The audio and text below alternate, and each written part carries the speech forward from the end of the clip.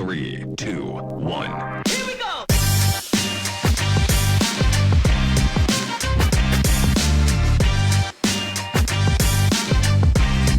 Welcome to the DFP Community Podcast, brought to you by Documentary Family Photographers Worldwide, DFP for short. I'm your host, Heather Whitten. If you're a fan of real, raw, and beautiful moments captured through the lens of family photographers from across the globe, you're in the right place. This podcast is all about showcasing the incredible work of everyday documentary family photographers you might not have heard of yet. Each episode will dive into the stories behind their photography, explore their unique projects, and get to know the people behind the camera. We're here to celebrate their journeys, encourage connection, and remind you that the world is full of inspiring photographers you can learn from and reach out to. So whether you're a seasoned pro, an aspiring photographer, or just someone who loves a good family story, get ready to be inspired, empowered, and connected.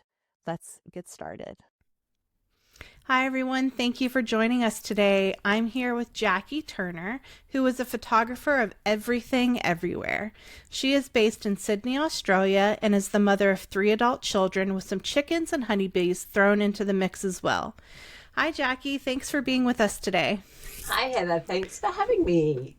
Of course. You want to tell us a little bit about yourself to get us started? Well, I've been a photographer for a very long time, basically since I left school, or since I was at school even. But in a professional capacity, it wasn't until I started doing real estate photography in the 90s, back in the days of film. Then through some location changes and having a bunch of children and digital coming in, found I couldn't get any more work in real estate, and I started working as a kindergarten teacher, and thought that the market for family photography was saturated by all of about 2 family photographers, and thought that the wedding photography market was all men and fashion photography market was all men. So just didn't have a chance of doing anything else aside from working in the kindy. But that developed into me taking photos of the families there and realizing that the market wasn't actually saturated after all. But maybe it is now. Right. That's amazing. I love that you have such a rich history with photography and that you've been doing it for so long. How did your parents, or what role did your parents play in influencing you becoming a photographer, would you say? That's interesting. My mum was always seen as the creative, artistic person in the family, but she couldn't use a camera. She actually took photos of us water skiing when we were on holiday in Fiji with the camera facing her, like those little slit ones. So she was not a photographer, but my dad was the family photographer, and I found that his style was quite documentary. And it wasn't until I was very, very much an adult that I found out his family has an artistic history, and his parents actually had a photo studio in the centre of town back in the very early 1900s. Amazing. So, yeah, nice history. They were very supportive of me doing it, and obviously bought my cameras for me when I was younger. And yeah. Yeah. And how did you find your way to documentary family photography, or documentary photography in general? I'm actually really shy, which you can probably tell from my awkwardness on here.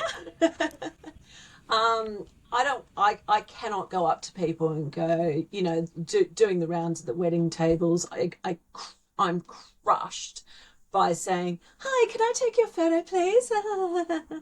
and telling people what to do. I'm very shy in that respect. So for me, just standing on the edges and taking photos was always my thing. And then I realized doing it that's where the gold is anyway. I lament the fact that when my children were young, it was film. And I was a single parent of like 3 children under 3 and would have loved to have documented more of that. But as a single parent of 3 children under 3, you can't afford many rolls of film. So I'm envious of the families that I can do that for now, because, like, that's the beauty of digital. You can take more photos, you can tell more of the story. Right. And how old are your children now? Oh, they're grown ups. My son will be 25 this month, and my twin daughters, will be 23 next month.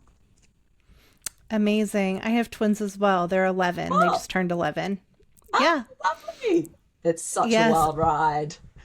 it really is. I love meeting parents of older twins, so I know what's kind of ahead of me. Oh, you totally survive. Yeah. Yeah, I'm starting to feel that way. So that's wonderful. So how long have you been a professional photographer? Well, in this capacity, um, uh, full time, Hmm. I've been doing it for about 13 years, but I was doing it alongside working in the kindy prior to that. So closer to 18 years or something.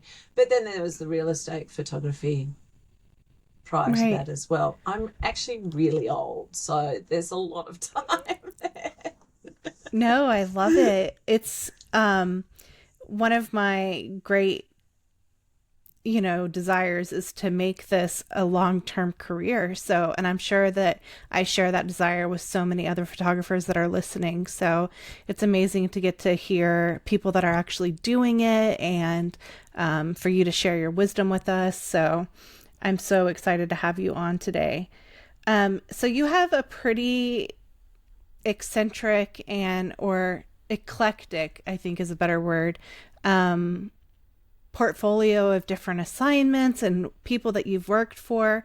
So, what type of sessions have you photographed in the last year? Like, what kind of work have you been doing this past year? Oh my gosh, everything, everything. Hmm. So, birth, wedding, elopement, um, destination family sessions, destination weddings. I photographed backstage at Sydney Fashion Week and Fiji Fashion Week every year, and headshots, corporate business branding, product shots. Like, I do everything, and I feel like, while my heart is documentary all the way across all genres, except maybe you can't really headshots and corporate. Um, Right. I feel like it's the diversity that not only makes it so I can keep earning an income, Hmm. um, but also it just keeps me.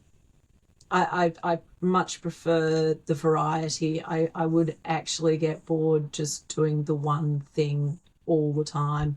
I need Right. to expose myself to the different genres. I feel like it enriches each genre when I do anyway. So yeah, I'm not a one style person. Yeah, I love that so much about your work. What has been the wildest assignment of yours to date? I I I wouldn't say wild or crazy. I mean, a birth is a wild assignment, I think, Right.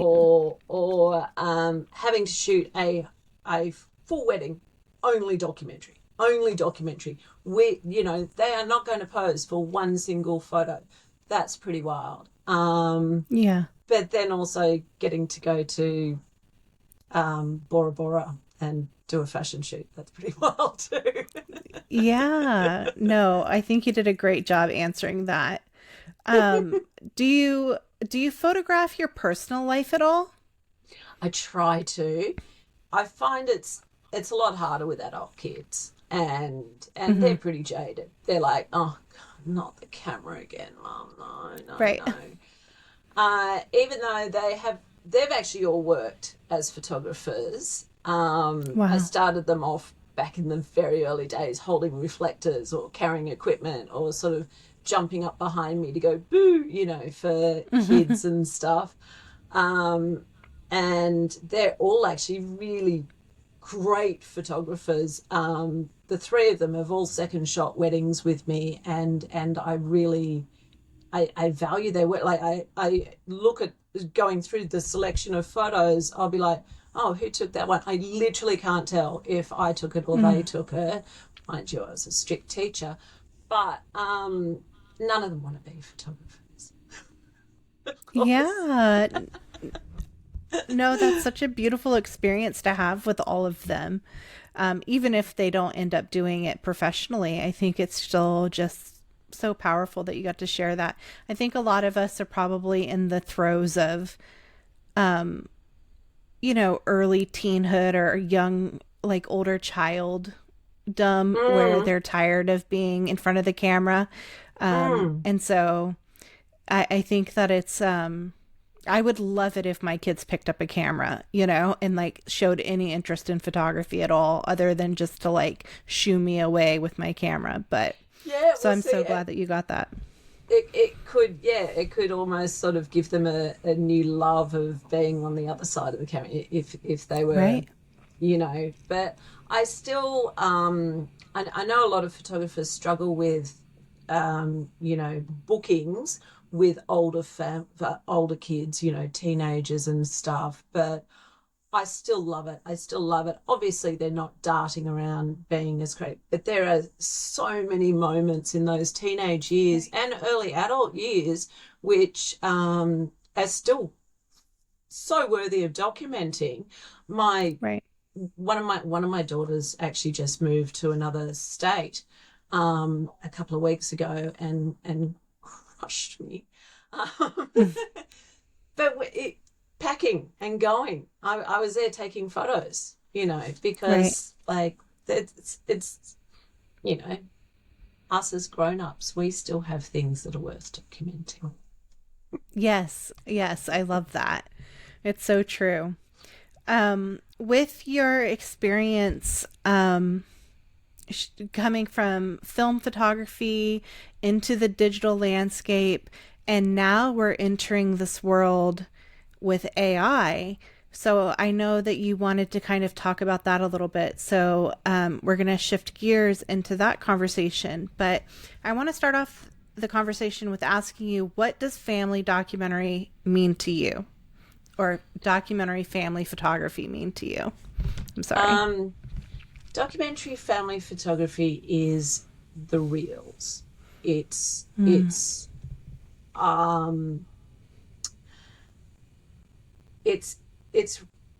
only sort of, I hate to say documentary, but it is the only document of what actually happened.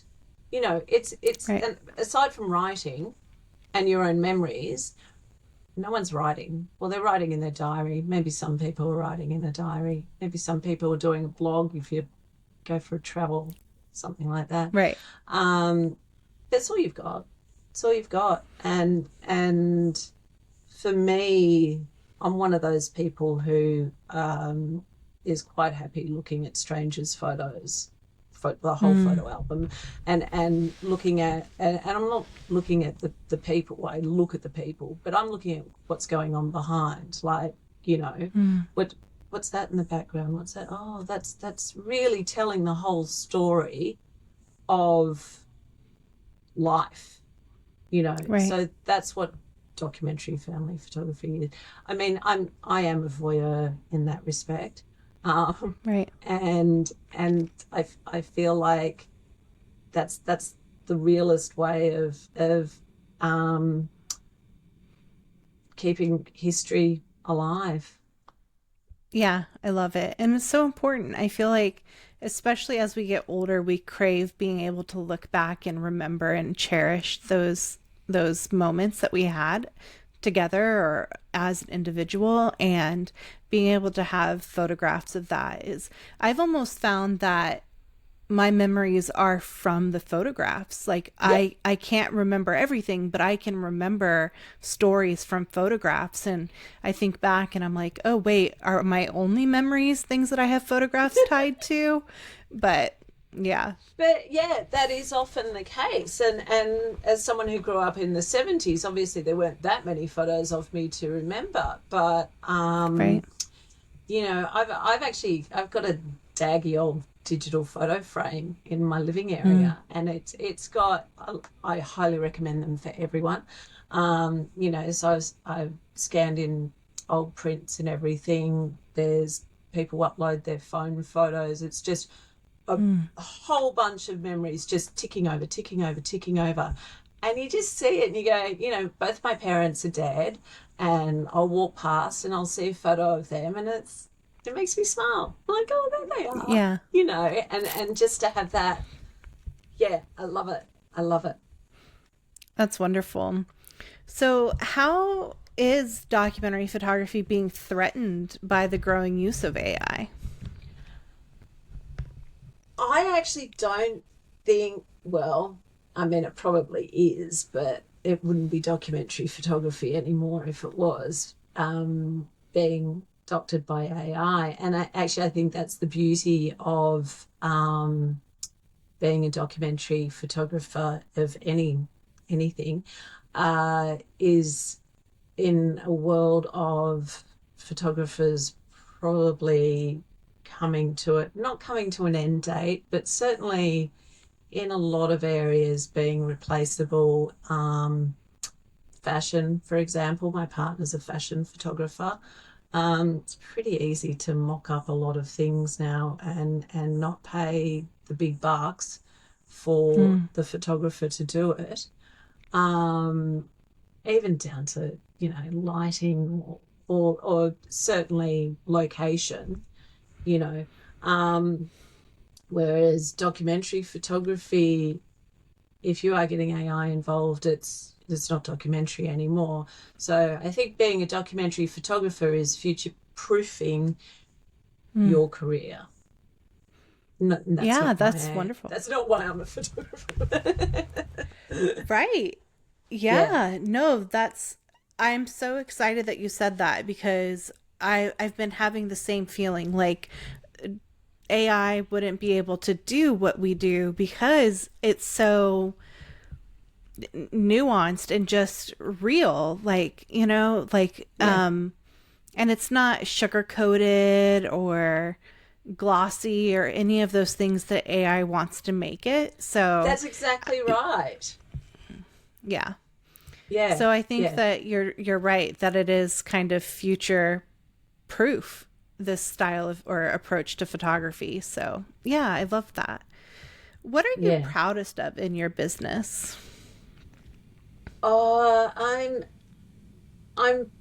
proud of being ethical. Yeah, what does that mean to you? I just like to think I'm really ethical, and I don't do dodgy stuff, and I'm never going to be wealthy because of that, I think. Right. But I run my business as environmentally sustainably as possible. I only replace things like when they're broken and can't be fixed, just and like the way I treat my clients is always really honestly. I'm always really honest, and I like to think that I'm sort of just being real, just being me, and also like I don't put on airs and graces. This is how I look when I turn up to a shoot. There's no like, oh, I have to get dressed up or do anything like. Right. I'm just me. I'm just real. I'm just, it is what it is, and I will treat everyone equally and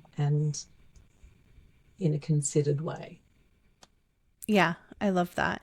And I'm sure your clients love that they know what to expect when you show up, like you are who you say you are, you do what you say you're going to do. There's like comfort in that, knowing that they don't have to put on a show for you because you're not putting on a show for them.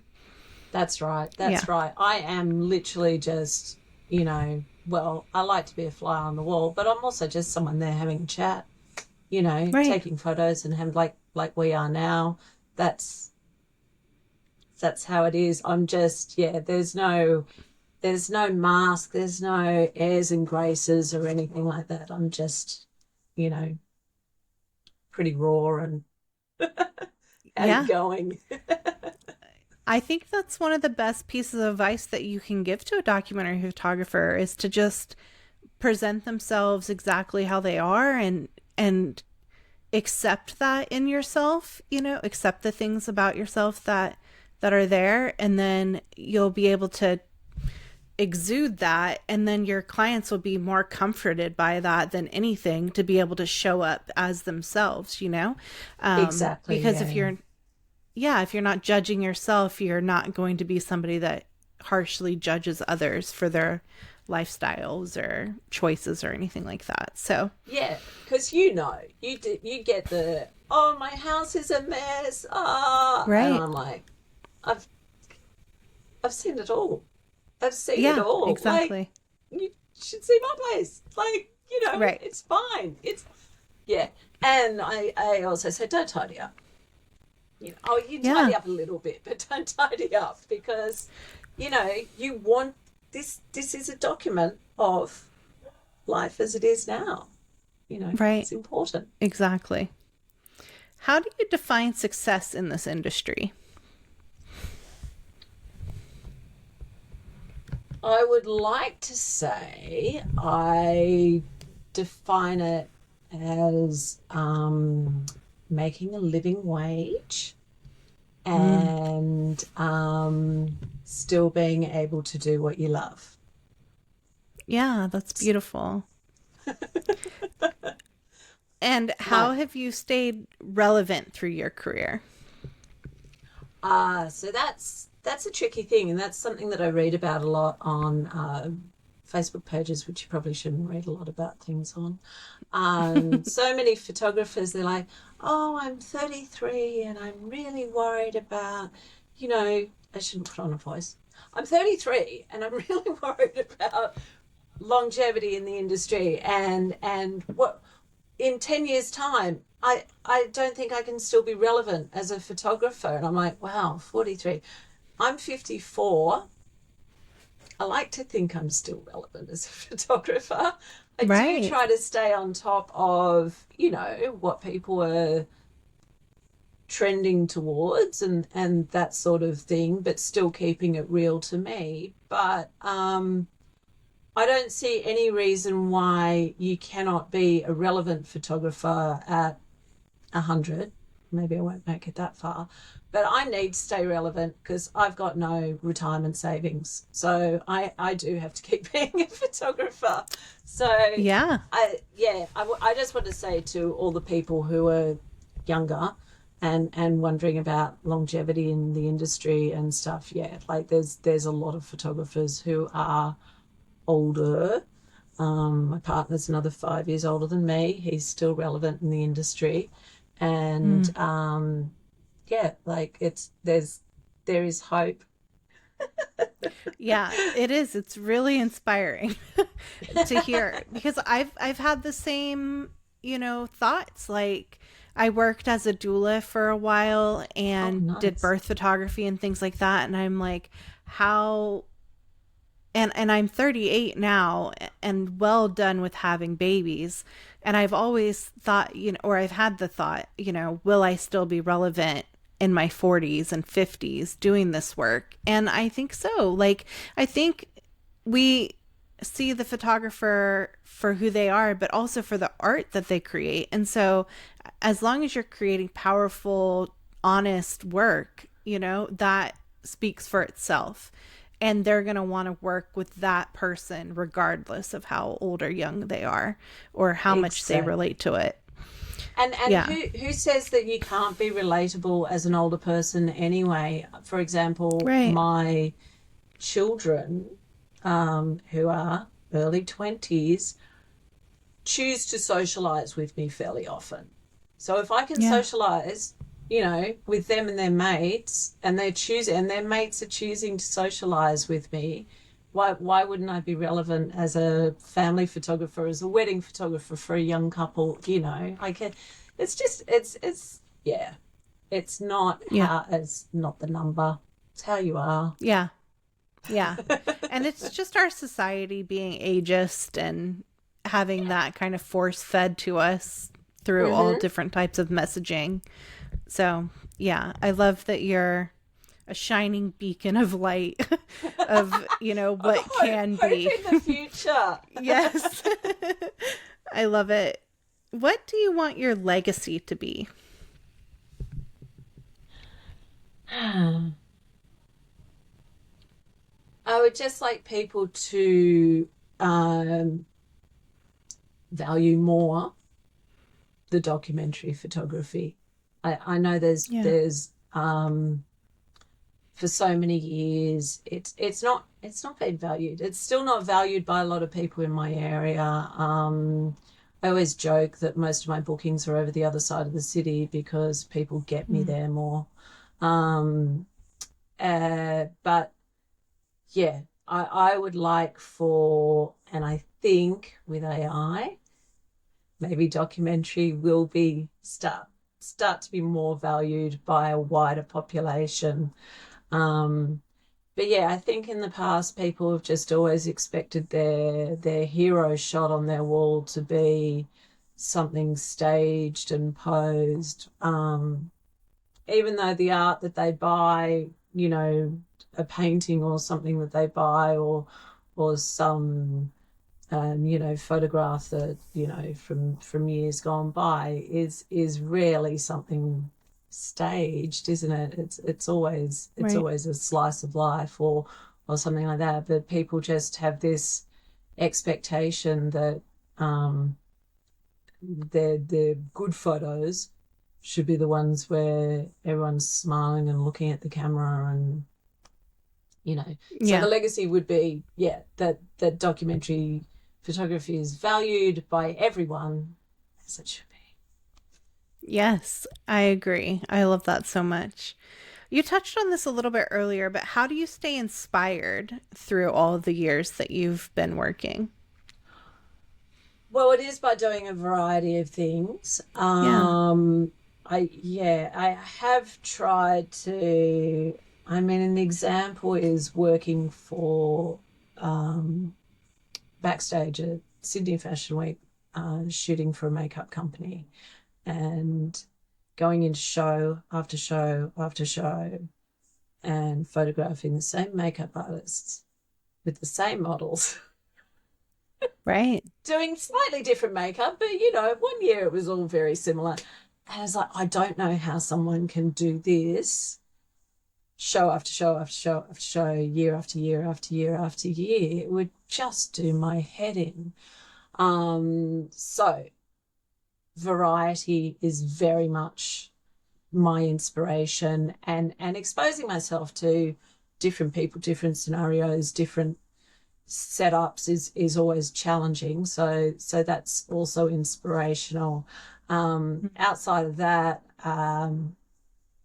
you know, just getting out and about, seeing art, going to gigs, seeing people, just looking at people. I'm a big people watcher. Yeah. So yeah, everything's inspirational. It's documentary. Right. Yeah, that's so true. Oh, I love that so much. And yeah, it does sound like it would be hard to get stuck in the same rut of doing the same type of work over and over and over again. So I love that you're keeping it fresh and um yeah, what does community look like for you? My community, my community to me starts with my household, which variously has around 7 people, adults living in it. So that's quite a Beautiful. community. Yeah. And then just sort of concentrically goes out from there. So my neighbours, and then,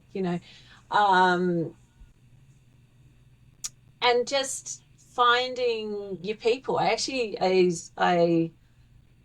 in the area that I live in Sydney, I started a local photographers page because there are so many photographers here, like so many.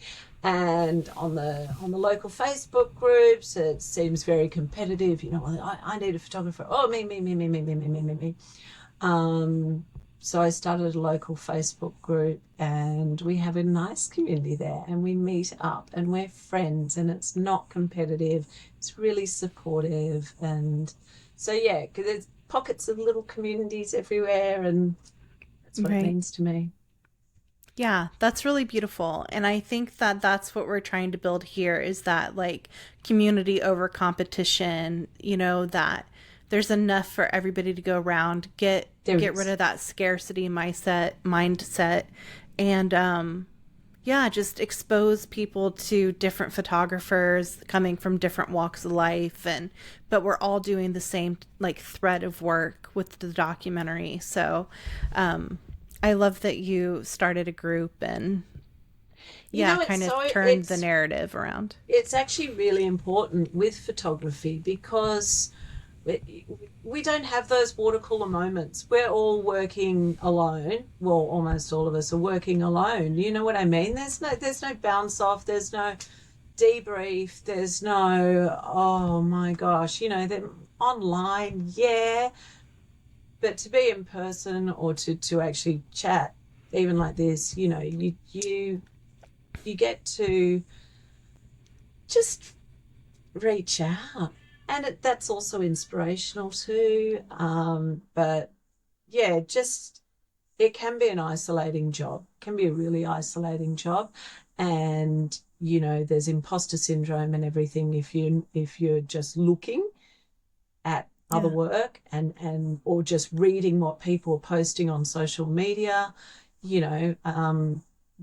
so to be able to just meet with people and chat and realize that everyone's in the same boat, and pretty much everyone wants to support each other, but you just don't realize that. Right, definitely. And what would you say if you could give like a piece of advice to somebody that's getting started as a documentary family photographer or documentary photographer? What piece of advice would you give them? So just keep going. Just keep going. Like it is there for everyone. What I wish I had been told when I was leaving school, because I did want to be a photographer when I was leaving school, was no, it's not a male-dominated industry. Well, yeah, it is.